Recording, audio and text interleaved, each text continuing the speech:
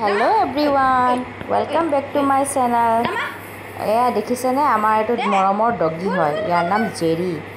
ইমান জুকাই আছে, মোৰ চেণ্ডেল পাত মানে কি কৰিছে চাওকচোন, মুখত লৈ পেলাই এনেকুৱা জুকাই আছে, বিৰাট বদমাছ হয়, কি ক'ব আৰু এয়া আপোনাৰ মই মটন চিলি বনাম।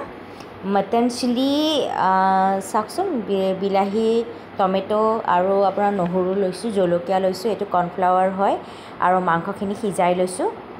তাৰপিছত আপোনাৰ গৰম তেলত আপোনাৰ হেৰি দিলোঁ, পিঁয়াজ বিলাহী, তাৰপিছত আপোনাৰ নহৰুখিনি ভালকৈ ডিপ ফ্ৰাই কৰিম ধুনীয়াকৈ, যেতিয়ালৈকে আপোনাৰ গ্ৰেভি একদম মানে পিঁয়াজটো যেতিয়া একদম গল্ডেন কালাৰৰ হৈ যায় ন, তেতিয়া মানেলৈকে আপোনাৰ ধুনীয়াকৈ ভাজিব লাগিব।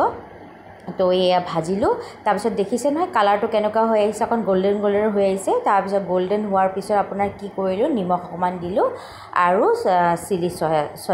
চিলি চচ দিলোঁ। তাৰপিছত অকণমান লাৰি দিয়াৰ পিছত তাৰপিছত আপোনাৰ আকৌ টমেট' চচ দি দিম।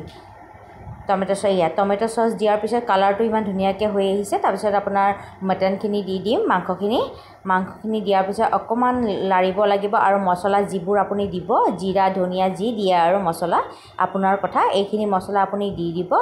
দিয়াৰ পিছত চয়া চচ কিন্তু দিবলৈ নাপাহৰিব, চয়া চচটোৱে কালাৰটো আনে, চয়া চচ দি দিব। আৰু যদি আপুনি গ্ৰেভি খাব বিচাৰিছে তো কৰ্ণফ্লাৱাৰ দিব। তো মই এইটো কৰ্ণফ্লাৱাৰ দিছোঁ। তো কৰ্ণফ্লাৱাৰ দিয়াৰ পিছত আপোনাৰ কি হ'ব, অকণ পানীৰ লগত ঘুটি ল'ব, তাৰপিছত এইটো পানীখিনি দি দিব। আৰু দেখিছে ন কিমান ধুনীয়াকৈ গ্ৰেভি এটা হৈ গৈছে। ভিডিঅ'টো ভাল লাগিলে লাইক এটা দিব আৰু ইউটিউবত চাইছে ছাবস্ক্ৰাইব কৰিব।